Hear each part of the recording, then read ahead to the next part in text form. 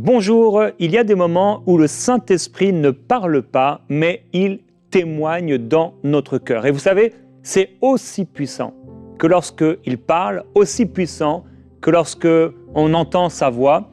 L'Esprit de Dieu, l'une des manières avec lesquelles il va communiquer avec nous, c'est par le témoignage intérieur.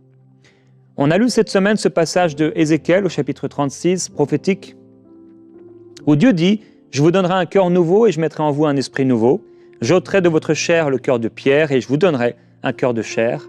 Je mettrai mon esprit en vous et je ferai, écoutez bien, je mettrai mon esprit en vous et je ferai que vous suiviez mes prescriptions et que vous observiez et pratiquiez mes ordonnances. » L'Esprit de Dieu que Dieu a mis en nous, quelle grâce, c'est un cadeau. C'est le trésor de Dieu. Nous sommes devenus un même esprit avec lui. Et l'Esprit de Dieu qui est à l'intérieur de nous communique par un témoin, un témoignage intérieur. On peut appeler ça une impression, une sensation, un feu vert ou un feu rouge. Et c'est comme ça que le Saint-Esprit nous conduit la majorité du temps. Alors l'Esprit peut nous conduire, on l'a vu, par des pensées qui naissent en nous, par des images, à travers notre imagination, mais ce n'est pas le fruit de notre imagination, mais ce sont des images que Dieu projette. Et par une voix intérieure, on pourra aussi parfois entendre une voix audible. Quelqu'un peut avoir une vision, on peut recevoir un don spirituel, une prophétie, on peut faire un songe, donc on peut lire la Bible, et là c'est Dieu qui nous parle. On peut recevoir une parole de la part de quelqu'un. Donc, il y a beaucoup de façons avec laquelle Dieu peut nous parler. Maintenant, il faut le savoir, et c'est aussi rassurant et encourageant pour nous, c'est que la plupart du temps, l'Esprit de Dieu va communiquer avec nous. Pas nous parler, mais communiquer avec nous. En fait, l'Esprit va témoigner dans notre cœur. Lorsque ici, Dieu dit qu'il va mettre son esprit en nous, et je ferai que vous suiviez mes prescriptions, que vous observiez et pratiquiez mes ordonnances. En fait, c'est le Saint-Esprit en nous, on est devenu un avec lui.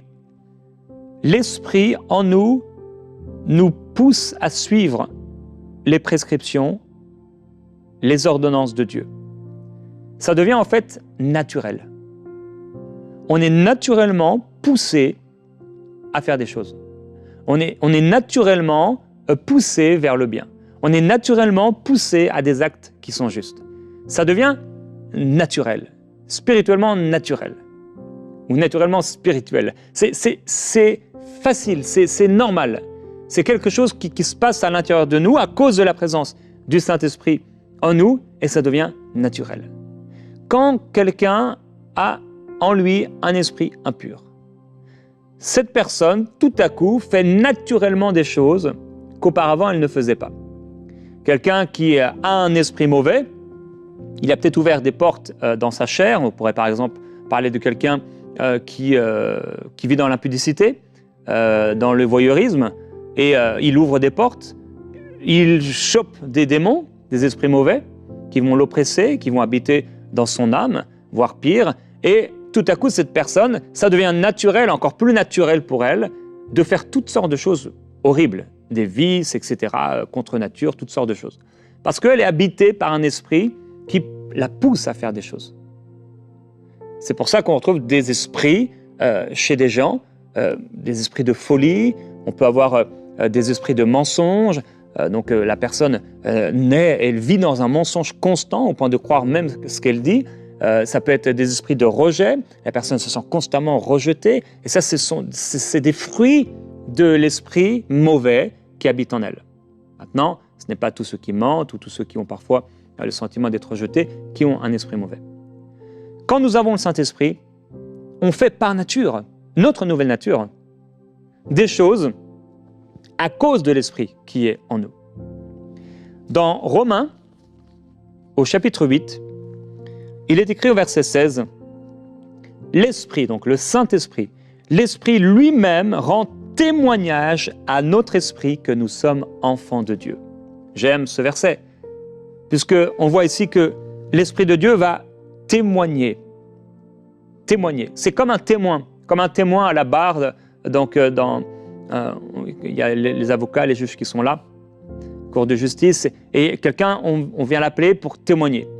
La personne témoigne et dit « c'est vrai », ou alors elle dit « c'est faux ». L'Esprit fait ce travail. L'Esprit fait cette œuvre à l'intérieur de nous.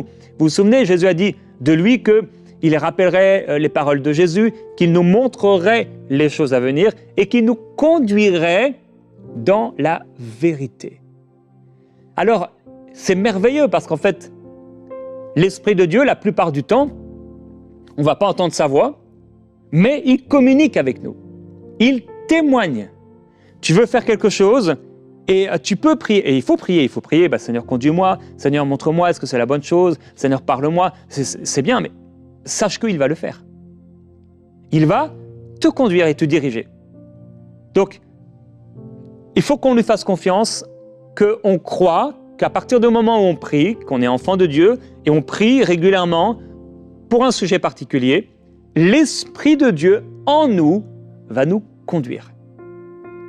Il nous pousse à faire des choses, il nous amène à penser à des choses, à parler, à faire certaines choses, poser certains actes.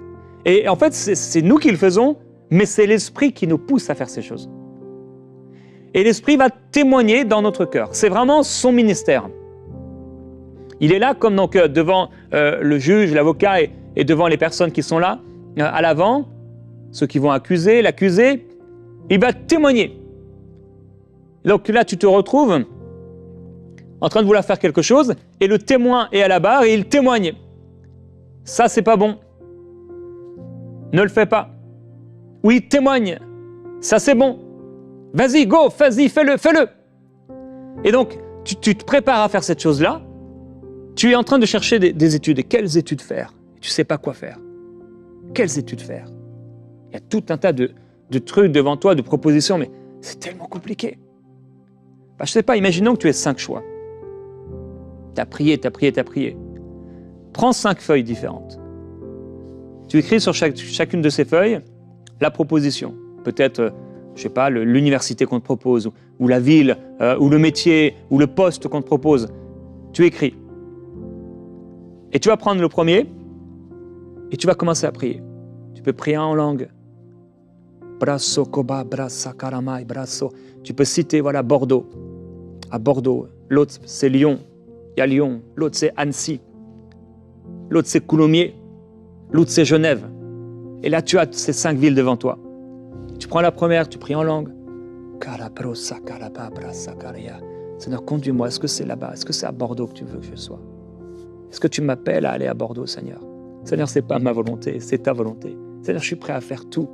Je suis prêt à faire tout. Ce n'est pas ma vie. Je t'ai donné ma vie. Alors, Jésus, parce que tu vis en moi, et Saint-Esprit, parce que tu es là, tu es le bienvenu à me conduire, à me diriger. Je m'attends vraiment à ce que tu mettes un feu vert pour une de ces villes, ou peut-être pour une autre, ou un feu rouge. Et là, tu prends la deuxième feuille, tu pries en langue, etc. Tu prends le temps.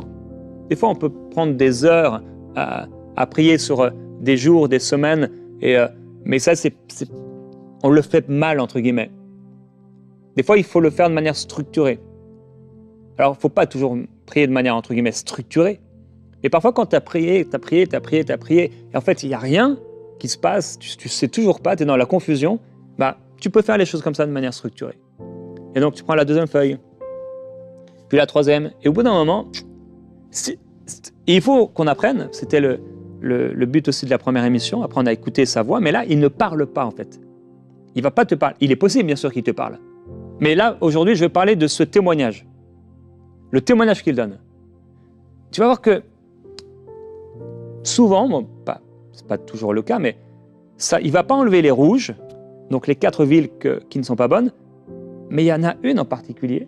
Peut-être quand même, il y en a que, ah non, ça, c'est pas la bonne. Tu sens, tu ne peux pas l'expliquer, mais tu fais confiance en Dieu, ça non, c'est pas la bonne ville. Annecy, Coulommiers, c'est pas ça.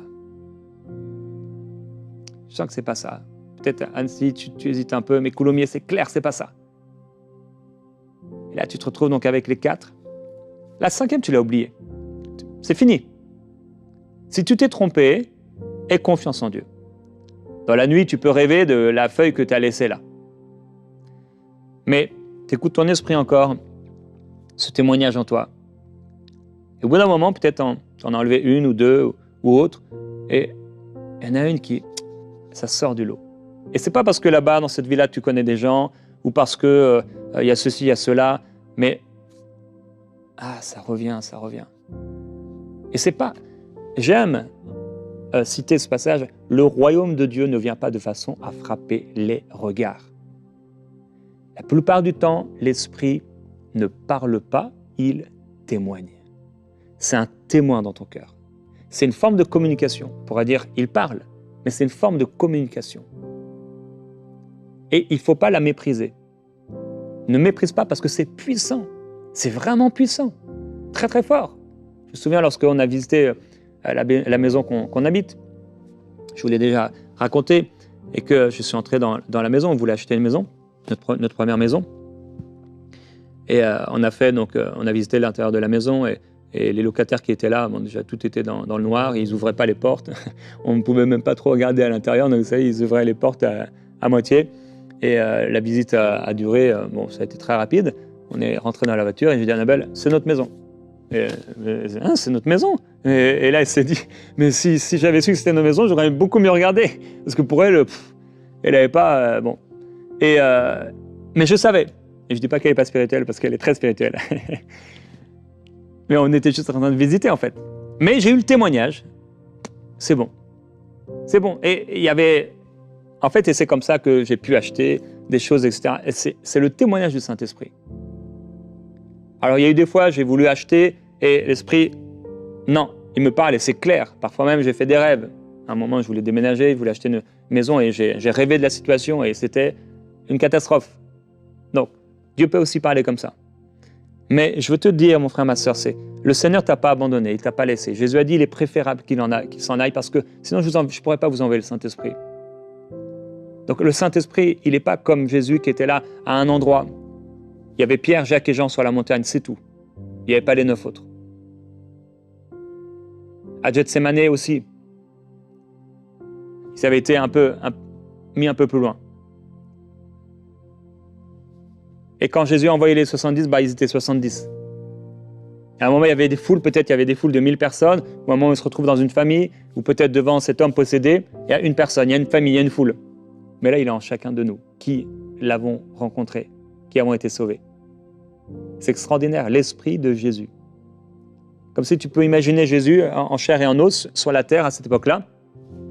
Comme si tu imagines la main de Dieu prendre l'esprit de Jésus, donc le corps de Jésus tomber, imagine, et l'esprit de Jésus venir en toi. Et c'est un peu ce qui s'est passé.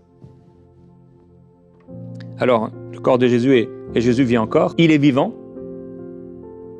et il habite en toi. Et donc, c'est l'esprit qui va te diriger vers des choses. Dans Romains, au chapitre 7, l'apôtre Paul va parler de la loi, de la chair.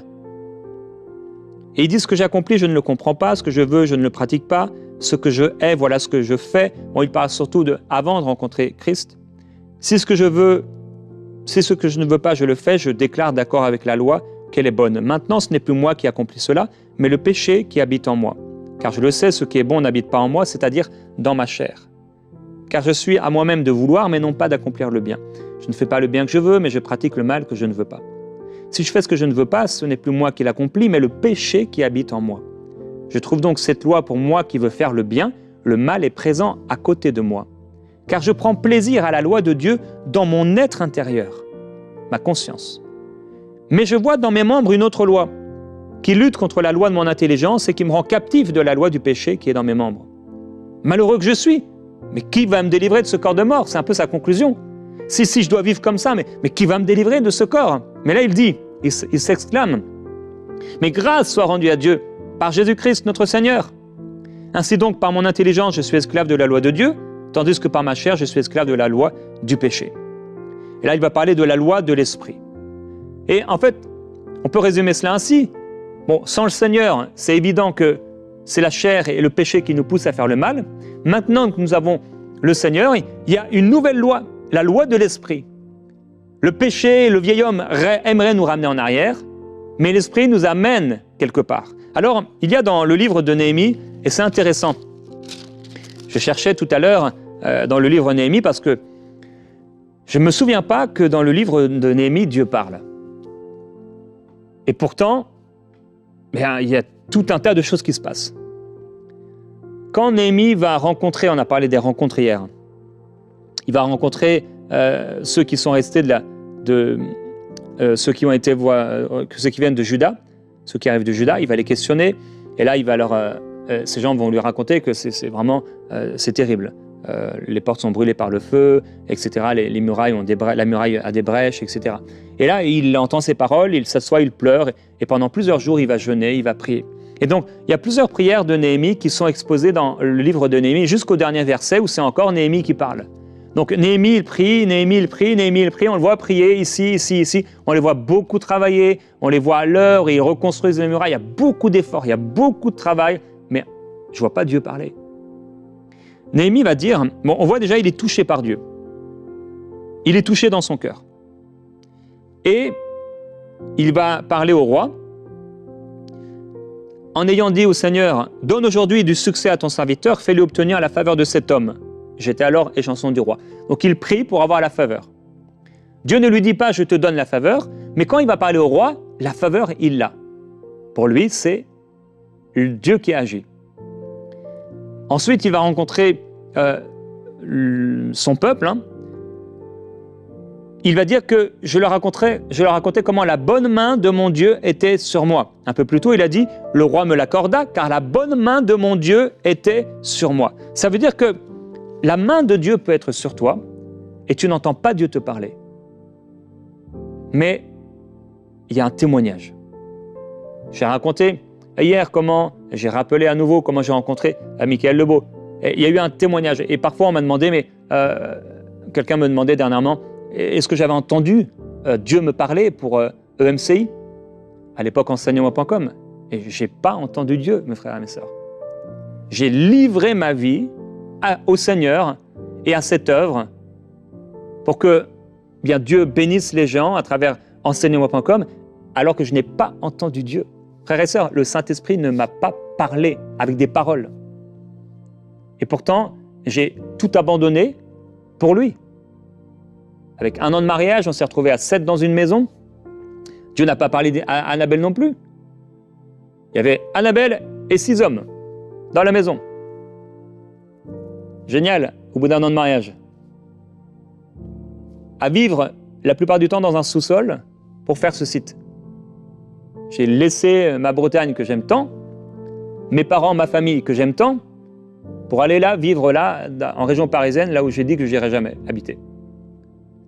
Et Dieu ne m'avait pas parlé, mais j'avais le témoignage. Mes frères et mes sœurs, j'avais le témoignage. Ce témoignage ne m'a jamais quitté. Jusqu'ici, Dieu ne m'a pas parlé pour EMCI, Dieu ne m'a pas parlé pour enseignement.com, mais j'ai le témoignage dans mon cœur. Et je sais autant que je suis sauvé, je sais que je fais la bonne chose. Je sais que, en faisant ces émissions pré-inspirées, je sais que c'est la bonne chose. Je vous ai raconté dernièrement, ce rêve que j'ai fait en région parisienne, c'était des années avant qu'on commence les émissions. J'ai juste vu des lumières de studio. Paf, ça a duré 1 seconde. Mais Dieu ne m'a pas parlé. Après, oui, c'est vrai, il a parlé à travers ce prophète en disant que Dieu allait me donner un énorme système de son. Il y a eu des paroles ici et là, mais avant cela, en dehors de cela, c'est le témoignage du Saint-Esprit dans mon cœur. Donc, Néhémie, à un moment, il y a cet homme, vous savez, qui vient vers lui, qui va essayer de le piéger, et il dit « Je m'étais aperçu que ce n'était pas Dieu qui l'envoyait, mais il avait prophétisé ainsi sur moi parce que Sanballat et Tobia l'avaient soudoyé. » Donc, c'est-à-dire qu'il s'aperçoit, mais ce discernement lui vient du Saint-Esprit. Il dit encore à un autre moment, au chapitre 7, « Mon Dieu me mit au cœur d'assembler les grands, les magistrats, le peuple, pour en faire le recensement. » Il dit quoi? « Mon Dieu me mit au cœur. » Il ne dit pas « Dieu m'a parlé ». Il ne dit pas « J'ai entendu la voix de Dieu ». Il ne dit pas « J'ai eu un songe ». Il ne dit pas « J'ai vu un ange ». Il dit simplement « Mon Dieu m'a mis au cœur ». Il a témoigné dans mon cœur. Dans mon cœur, je sens, Dieu me met à cœur de faire cela. Et c'est aussi puissant. Et on peut voir ici et là comment c'est pas Dieu qui parle, mais c'est Dieu qui témoigne dans son cœur. Pour lui, pour les gens également. Mon frère, ma sœur, c'est puissant, le témoignage de l'Esprit. Quand Dieu témoigne. Et le Seigneur veut témoigner dans ton cœur, par son Esprit. Tu es dans une direction,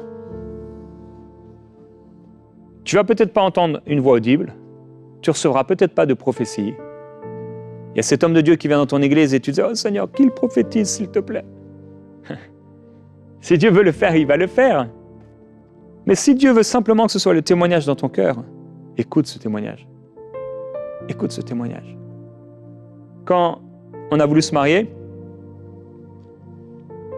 j'aimais Annabelle et tout criait vert. C'était vert, c'était pas rouge. Dans mon cœur, mais j'ai quand même été voir mon pasteur à l'époque. Et je vous ai raconté, il m'a dit « Est-ce que tu l'aimes ?» C'était la préparation au mariage la plus rapide qu'on ait jamais vue. C'était un homme sage. Il était inspiré. En fait, j'avais le feu vert. Et bon, ça n'évite pas qu'on aurait pu avoir une préparation, ça aurait été bien. Mais il y avait un feu vert. Le témoignage du Saint-Esprit. Père, je prie pour ce témoignage du Saint-Esprit. Dans le cœur de mes frères, de mes sœurs, tu es là, Saint-Esprit. Et ma prière, c'est qu'ils deviennent plus sensibles. Et qu'on puisse réaliser ce cadeau merveilleux du témoignage de ton Esprit en nous. Précieux Saint-Esprit, j'accueille ce témoignage. J'aime entendre ta voix au réveil, j'aime entendre ta voix dans mon cœur qui parle fort comme si un homme, quelqu'un m'avait parlé, mais j'aime aussi le témoignage, ton témoignage. Parce que c'est une de tes façons de communiquer et j'aime toutes tes façons de communiquer et je veux te faire confiance. Tu m'as dit de marcher non par la vue mais par la foi. Alors, je veux continuer de marcher par la foi. Seigneur, même s'il n'y a rien, si toutes les circonstances disent le contraire, si tu témoignes dans mon cœur que c'est la bonne chose, je le fais. Je vais enlever là où il y a des feux rouges, enlever les feuilles et garder la feuille verte. Là où il y a le feu vert. Là où il y a le témoignage, je sens dans mon cœur. Père, merci. Merci pour les choses que tu mets à cœur. Je vais être sensible. Dis-lui au Seigneur, je vais être sensible aux choses que tu mets dans mon cœur. Seigneur, rends-moi toujours plus sensible aux choses que tu mets simplement dans mon cœur. Je crois que ta main est sur moi. Et parce que ta main est sur moi, tu me conduis. Tu me conduis, je me sens poussé à aller quelque part, je me sens poussé à faire telle chose. Seigneur, je prie que cela soit mon partage tous les jours de ma vie. J'accueille ton témoignage. C'est ce témoignage qui fait que je sais que je suis enfant de Dieu. Merci Saint-Esprit. C'est ce témoignage qui me pousse à crier « Abba, Père ». C'est ce témoignage qui a fait, c'est cette manifestation, ce mouvement intérieur qui m'a fait parler en langue la première fois. C'est ce mouvement intérieur qui peut m'amener à prophétiser. C'est ce mouvement intérieur qui peut m'amener à prier pour quelqu'un. Seigneur Jésus, tu as dit à tes disciples de ne pas prendre ni portefeuille, ni bâton, ni rien. Pas de deuxième vêtement, rien. Parce que tu voulais qu'ils soient conduits par l'Esprit. Ils n'étaient pas comme ton peuple dans le désert, conduits par la nuée, la colonne de nuée, de feu. Alors tu les as amenés à être dirigés par l'Esprit et à te faire confiance. je veux te faire confiance. Dis au Seigneur, je veux te faire confiance. Je te fais confiance, Seigneur. Je crois que parce que je prie, je crois, Seigneur, que quand je te parle d'un sujet, quand je te parle d'un projet, je crois que tu me conduis. Je crois que tu me diriges. Je crois que tu le fais. Et je crois, Seigneur Jésus, que tu vas témoigner dans mon cœur par ton esprit. Si je suis dans la mauvaise direction, que tu vas mettre un malaise dans mon cœur. Saint-Esprit, s'il te plaît, si je suis dans une mauvaise direction, il y a une mauvaise relation, quelque chose, ah non, ça c'est pas la bonne chose. Mets un malaise, s'il te plaît, que ce soit évident. Je veux devenir de plus en plus facile dans ces choses, à l'aise dans ces choses. Que ce soit de plus en plus normal dans cette nouvelle nature que tu m'as donnée. Saint-Esprit, merci, merci. Je veux te glorifier, Seigneur. Mon frère, ma soeur, comme je l'ai dit hier, Néhémie, dans son livre, à un moment, ils vont passer beaucoup de temps à lire la parole. Et à un moment, ils vont retomber sur des textes de Moïse. Et là, ils vont voir ça, ils vont mettre les choses en ordre. La parole de Dieu, la Bible, c'est l'Esprit, c'est Dieu qui te parle. Alors agis sur cette parole, médite la parole, mets-la en pratique. Merveilleux Saint-Esprit, merci, parce que tu témoignes, tu rappelles les paroles de Christ. Tu nous conduis dans la vérité, tu nous conduis dans ce qui est juste. Je te crois, je te fais confiance. Je crois en ta parole, je crois en ton ministère et j'accueille ton ministère dans ma vie. Tu me conduis dans la vérité. Tu m'enseigneras toutes choses. Tu me montres les choses à venir. Alors, par ton esprit, par ta grâce, je perçois les choses. Je perçois les choses. Tu m'as appelé à marcher par la foi. Alors tu ne me montreras toujours pas tout, mais tu me permets de percevoir. Par ma conscience. Merci pour la conscience que tu m'as donnée. La conscience de savoir que je suis au bon endroit. De savoir les étapes, les saisons, les pas que je dois faire, les gestes que je dois poser. Simplement parce que tu témoignes. Simplement parce que tu me mets à cœur de faire telle et telle chose. Merci pour les choses que tu mets dans mon cœur. Ces chemins tout tracés. Merci Saint-Esprit de communiquer comme ça avec moi, avec mon esprit. Merci de mettre en moi tes pensées, tes désirs, qui deviennent mes pensées, mes désirs. Seigneur, merci.